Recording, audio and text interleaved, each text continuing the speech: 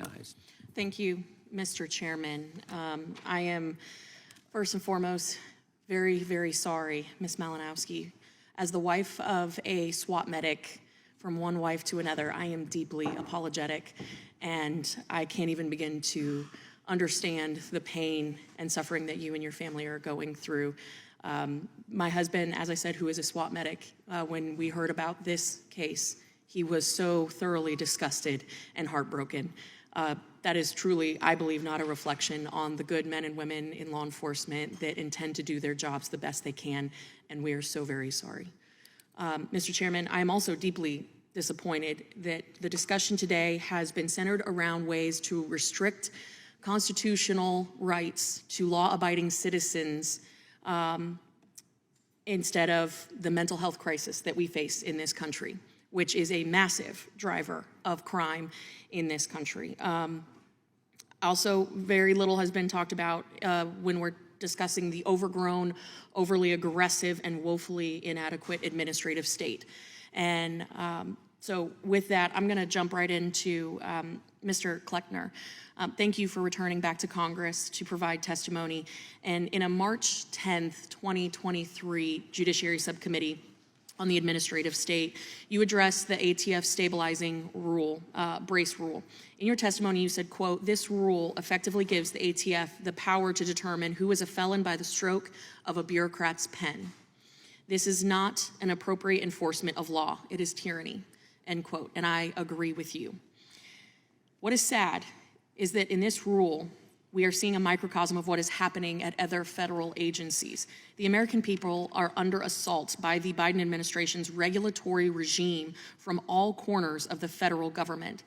That is why I introduced the REINS Act.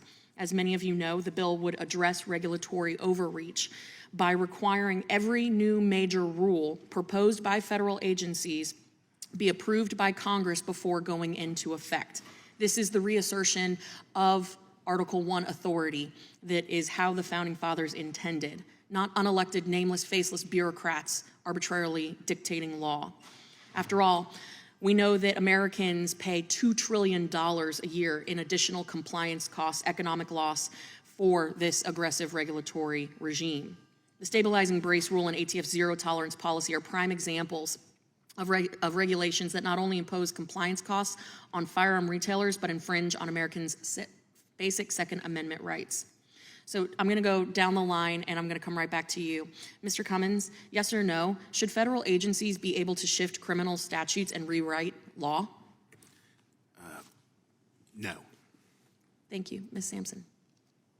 That's not what happened here. They're enforcing I did not ask congressional that. I rule. asked for a yes or no. Should federal agencies be arbitrarily able to write law? No, and that's not what happened Okay, here. thank you. Mr. Graham? No, Congresswoman. Mr. Kleckner? No. Thank you. Mr. Kleckner, my understanding is that this rule disregards ATF's own approval of stabilizing braces in 2012, correct? This current zero tolerance policy rule? I'm not sure what you're asking. Regarding how they classified the pistol braces as an accessory, therefore not subject to full ATF regulatory standards. Right. So in the time since they approved them in 2012 to today, ATF has done a full 180 on the issue and has chosen to impose erroneous regulations on firearm accessories that were originally intended for disabled veterans, correct? That's true, and upon which people relied upon their opinion when they were acting, and they're now in trouble for. Absolutely. And the owners of these firearms would now be committing a felony if they did not register, surrender, or destroy the accessory. Correct, which means their right to even possess a firearm for the rest of their life is now gone. Exactly. Did Congress ever approve this legislatively? No, ma'am. Can you quickly outline the specific penalties for failing to register a pistol brace under this rule? Quickly, yes, felony. Financial as well? Oh, for sure. Defending yourself, financial costs, losing the right to protect yourself or have firearms in the future, all those things. Right. And so now that this rule is being litigated in the Fifth Circuit Court of Appeals, considering the rule has criminal implications, can you speak to the risks associated with circumventing the legislative process in this case? The risks now going forward, or even companies don't know what they're supposed to do because it changes back and forth so many times. I think people are afraid, as someone said earlier, about what they're supposed to do, what they're going to get in trouble with, whose guidance they're supposed to follow. It's all unclear. I appreciate that, and I know my time is expiring. I have a list of questions for you, Mr. Graham, that I will submit for the record, but I think it is clear that what we are seeing today, particularly under the ATF, is a gross overreach, a weaponization of the federal government in its true form. It's something that I think Republicans, Democrats, and all Americans should be equally concerned about. With that, I yield. Gentlelady yields back. The gentlelady from Wyoming is recognized.